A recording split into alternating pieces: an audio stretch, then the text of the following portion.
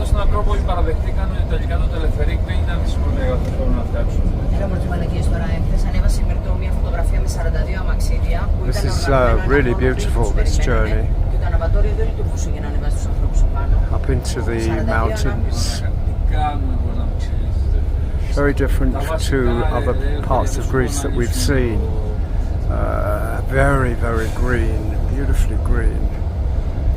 Everywhere there's fir trees and olive trees. Look at this coming up, you see.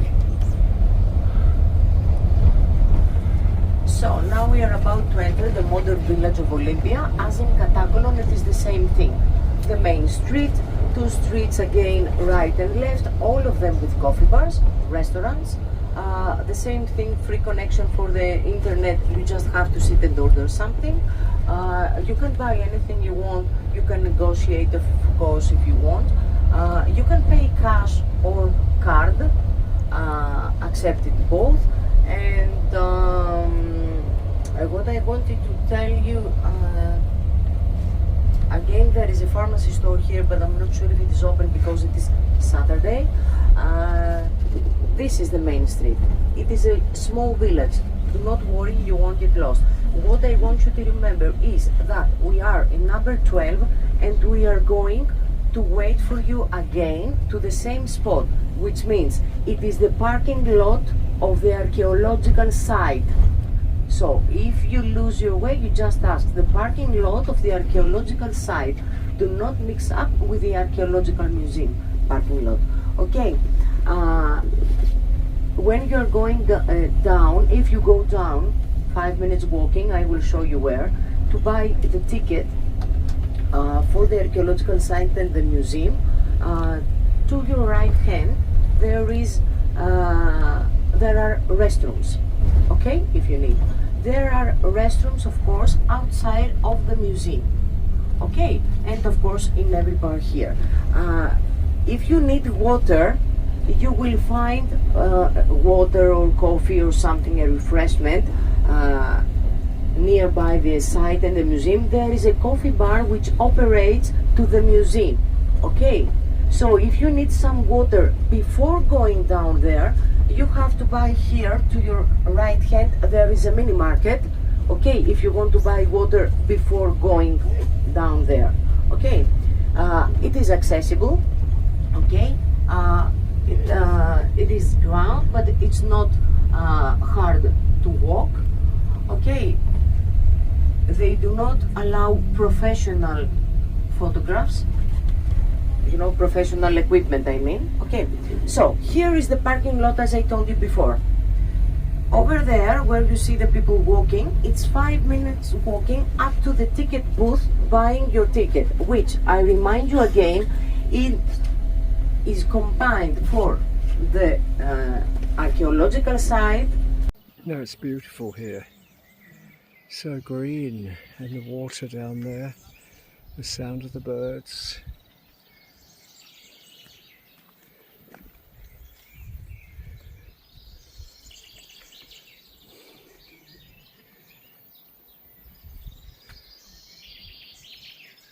I wonder what birds they are. Can you hear the water?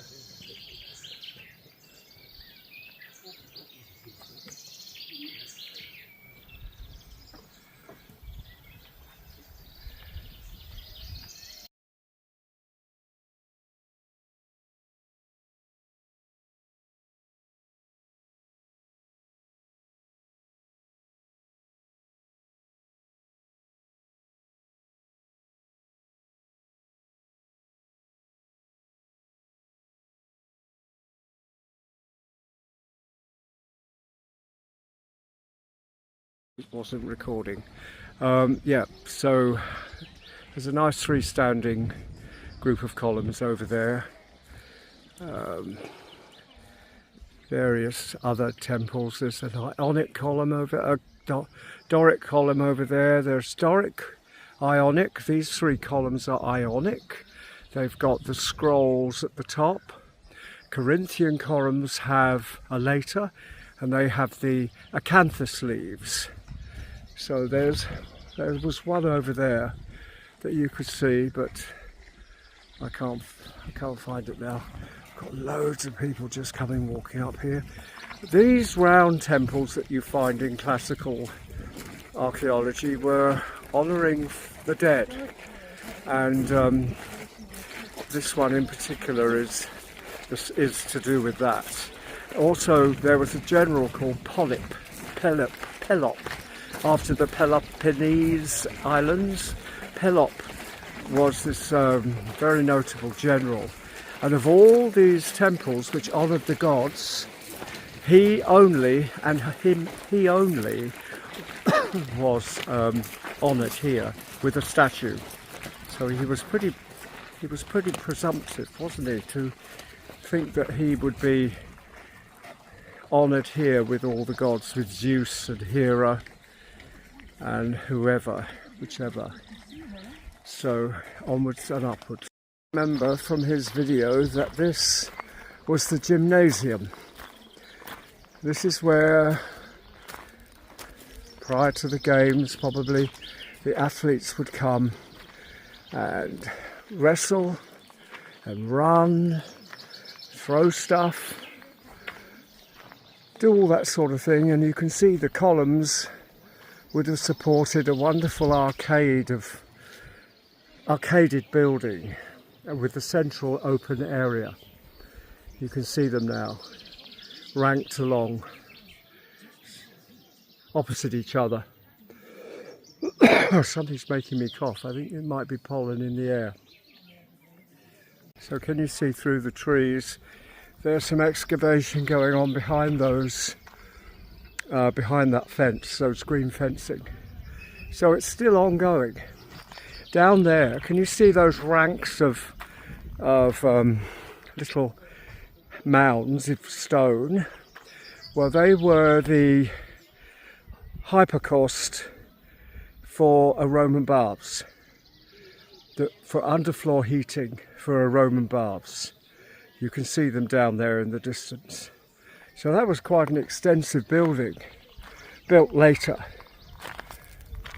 So obviously this place had a significance even to the Romans. Now we're approaching this massive temple.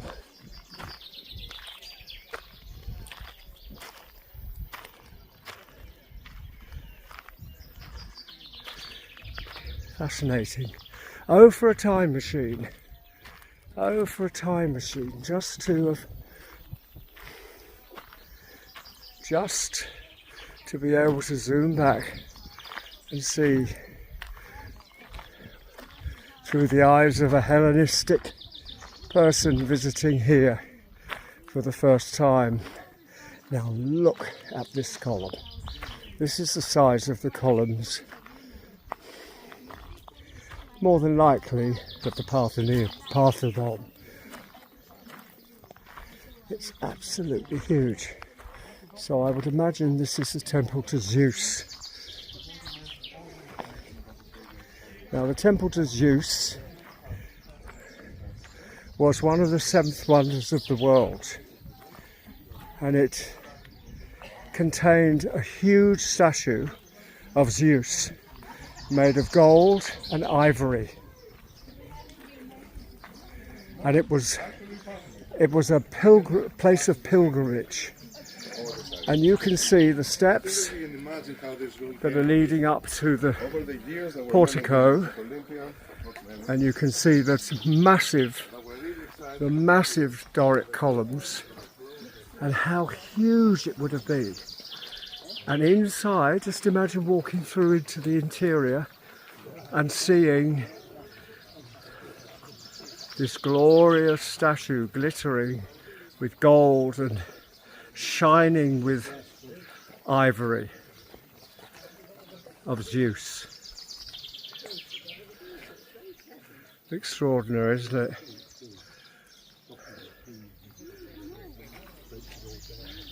Got an archway down there. Lots and lots of tumbled rocks. And then we've got a stadium. Can you see those steps leading up the hill in the distance? Let me zoom in. You see them? So that's the stadium. You can see the sloping grass going all the way along to that arch. And that would have been the stadium. That's where they would have run. The spectators would have cheered from the seating. You can see there that they've put barricades up against the hillside just in case there's another earthquake and everything tumbles down onto the stadium. There's another temple. Ionic columns, you see. No, not Ionic, sorry, Doric. You see the plain tops? Well, they're Doric. And then we can go through here, now I've zoomed in, we can go through past the Doric column there and to the 3 Ionic columns of that mausoleum, temple to the dead, to Pelop.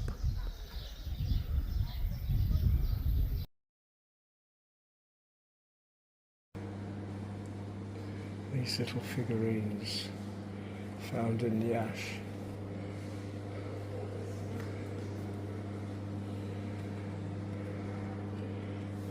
These little bronze. This is very early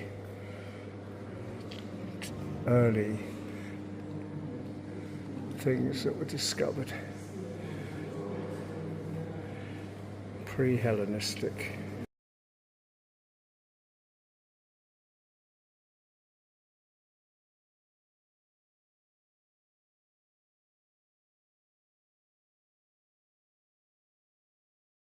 These were the handles of cauldrons, like this cauldron here. These were like the handles of the cauldron.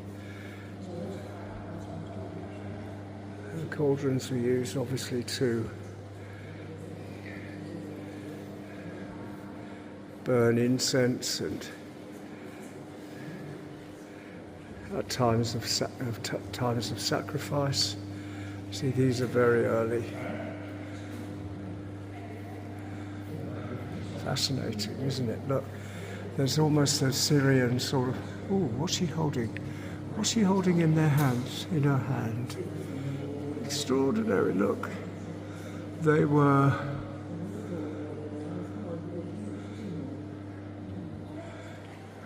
Fascinating. Look, Assyrian almost.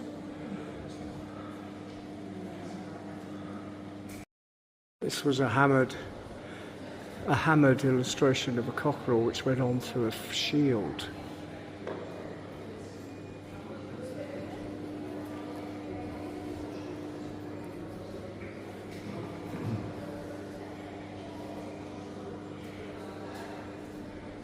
You can imagine what these are for, this kind of armour.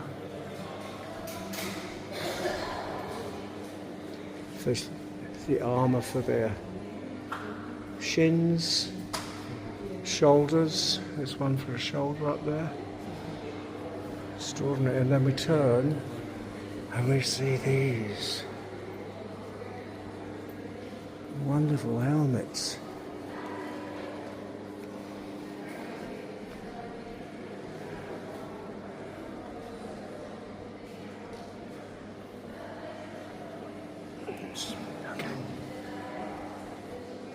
Look at that one. Fantastic. All once worn by someone. Aren't they fantastic?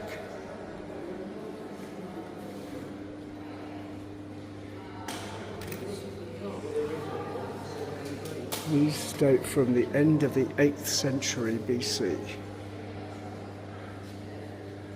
Time of Troy, maybe. I'm not sure when the Trojan Wars were on. Awful, just imagine, I should know that. This is an example of the decoration that actually would have been on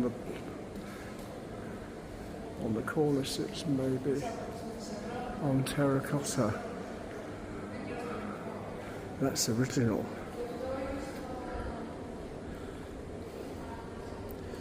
You have to search for the English translation.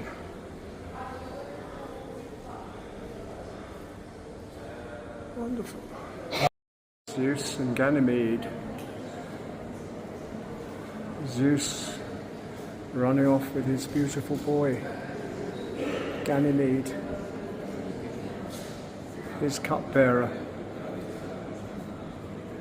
See how old these myths were and these gods were.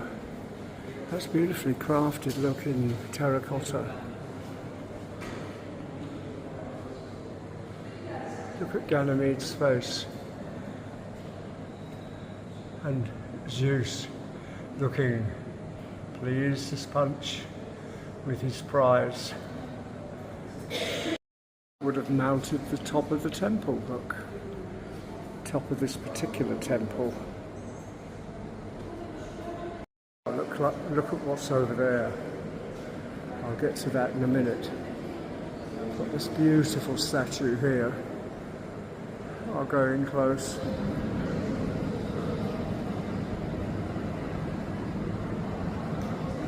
That's how she would have looked.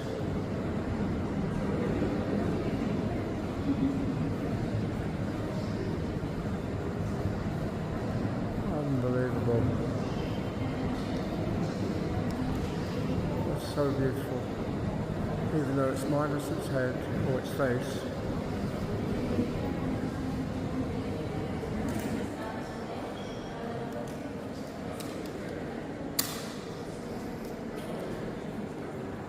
Before we go into that other room, oh look, he's marvellous. The clay body of a warrior.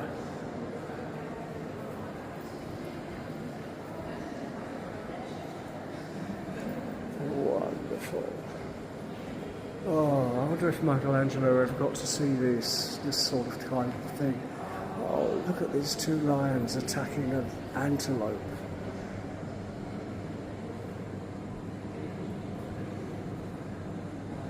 So sophisticated. And this little horse.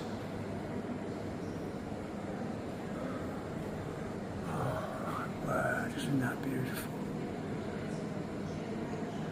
Isn't that absolutely stunning?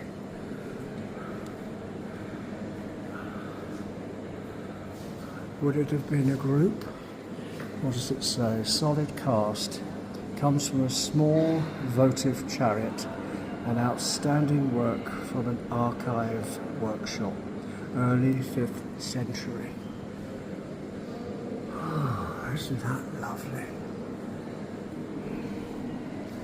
Right, let's go and have a look at this depiction of what Zeus would have looked like inside the temple. He would have been made of gold and ivory, and he was one of the 7th wonders of the world, destroyed by earthquakes. This, you talk of the Elgin marbles, but this is superb. Oh my God. Right, let's just have a stroll around here.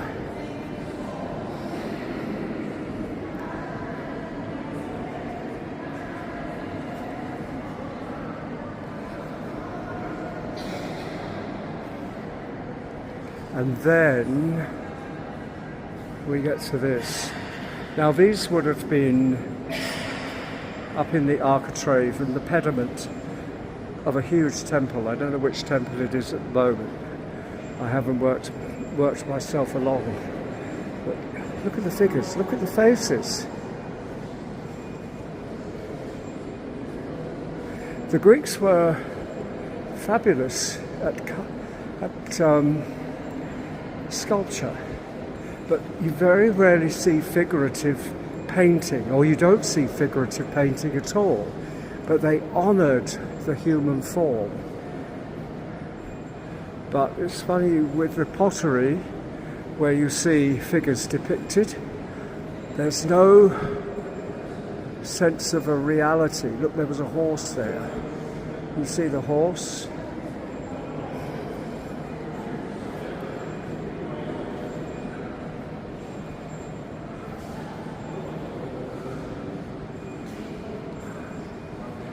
Oh dear. And then, I mean, the crowning glory in the centre. Would that be Apollo? I'm not sure. Then we go up to this. There's a bull, the mouth of a bull. She's being held by, or maybe not, she's being held by a satyr. There's a horse, oh yeah, a satyr, because he's part of the horse. A satyr is a horse with a man's chest, torso and head. So there's the satyr's body. Oh, centaur, not satyr, centaur. So there's the centaur. She's being held by the centaur. Now, who is he? He is absolutely magnificent. And you imagine you would have stood below, however many feet below this, and stared up at something like this. So they've reconstructed it.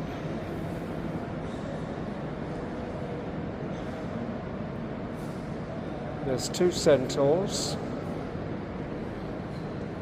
Right, so what do we do? The west pediment of the Temple of Zeus. Battle of the Lapiths and the centaurs. And who's in the centre? Well, I thought Apollo. There he is. And we get more figures. Very beautiful centaur look, with horse and figure almost intact. And then more centaurs and people. The Lapiths. I wonder who the Lapiths are. Female Lapiths, Lapithi, and male Lapiths. Some Greek story. And there we come to the end of the pediment. So what have we got over the side? Oh my word, more. Absolutely. And these would have been along the architrave, the side of the temple. One side of the temple with Apollo, the other side with whoever he is in the centre over there. So we'll have a wander along here. Look at the carving in there.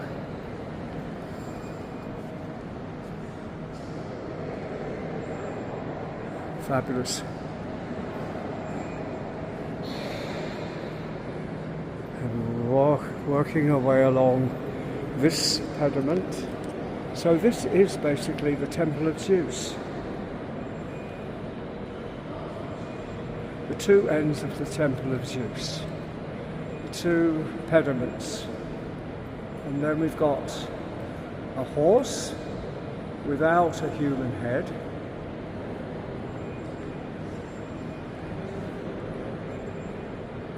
A wonderful kneeling figure.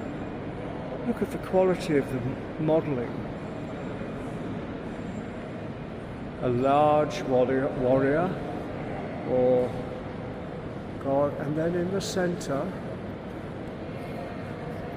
another Adonis.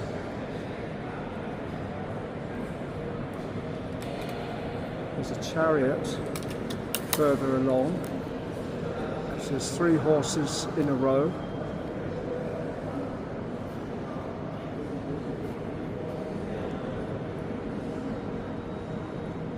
And that's Zeus in the centre there. That's the depiction of Zeus.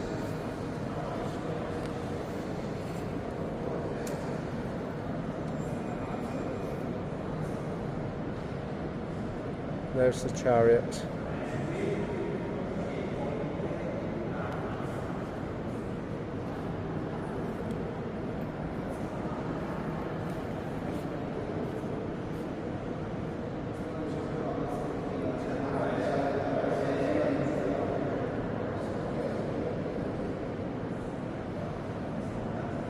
This is depicting a chariot race with Pelops.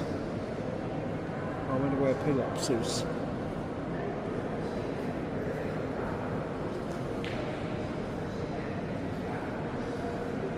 Maybe he's in the chariot.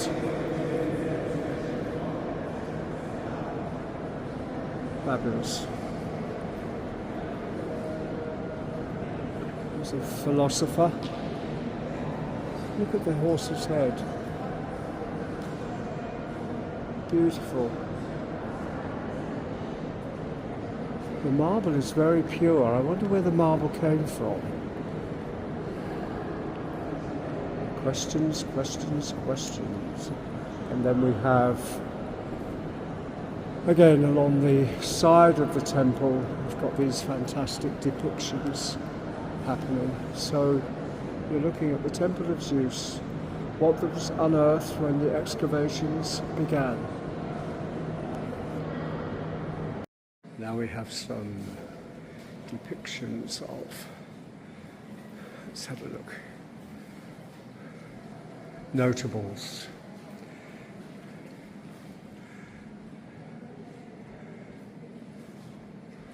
Notables obviously had their statues erected here.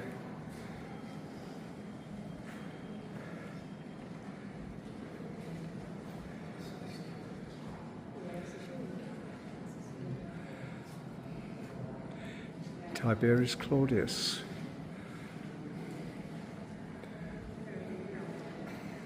Of Marathon. The marble's very pure. Wonderful bull, look at that.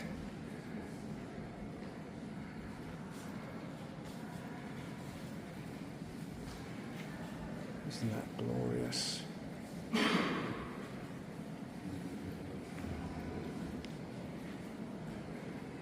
Hadrian would have honoured this place, I would have imagined. Who's this? Yep, I thought it was. That's Hadrian.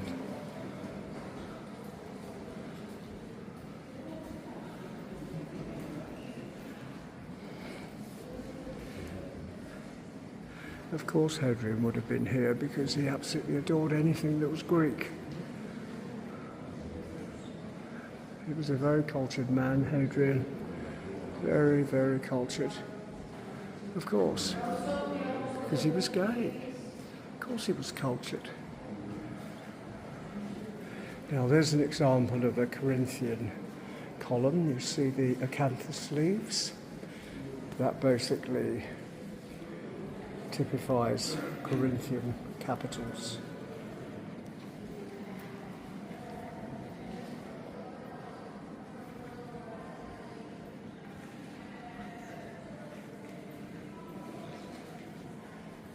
And let's have a look. Who's this? Titus, the Emperor Titus. Somebody had a go at his face, probably a Muslim. They didn't like to see depiction of human form.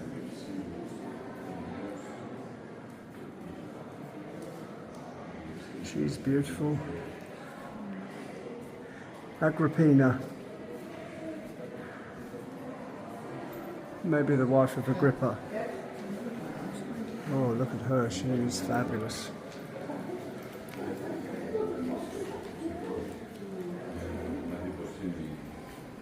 You see that the statues were actually made in pieces. You can see the iron rods that were put in to support the arms. Otherwise the arms would have been very fragile. They would have fallen off. So iron was pushed in and then slotted. The marble arm was slotted into place. See, both of them have that. So they could have their arms stretched out. Look at her face. Perfect.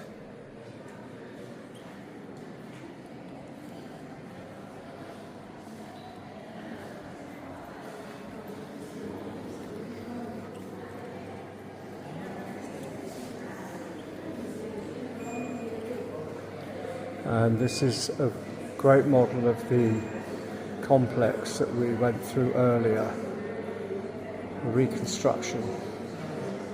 You can see the stadium, the baths further down the hill that I showed you where the hypocaust was. Then there's the stadium, the Temple of Zeus, and the Temple of Hera, which is the little one, further down. There's no theatre, which is interesting.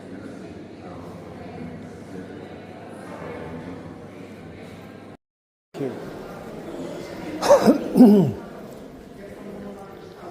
There he is. I've just asked where the statue of Hermes is. I couldn't miss this stunning piece of sculpture by Praxiteles. Such a fabulous, famous sculptor.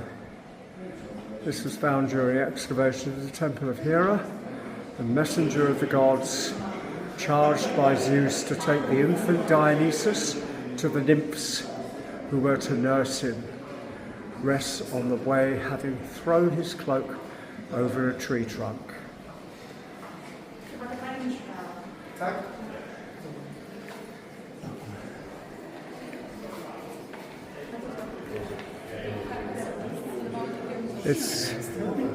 It's as if you're approaching another Michelangelo's David. Look at the beautiful sheen on the marble. I'll zoom. Unfortunately, I zoomed to that. Okay, so just look at the face. Think of the Pietà in the Basilica of Rome, in the Basilica, St. Peter's Basilica. Think that this is how many thousands of years earlier than Michelangelo. That's the infant Dionysus, and he's resting. I wonder what was in his hand. I wonder what was in his upheld arm. Perhaps it was a bunch of grapes. Maybe that he was showing to the infant a bunch of grapes, or I can't think of anything else. I think that probably would be very appropriate for the poor little baby who he's carrying. Just the sheen on here.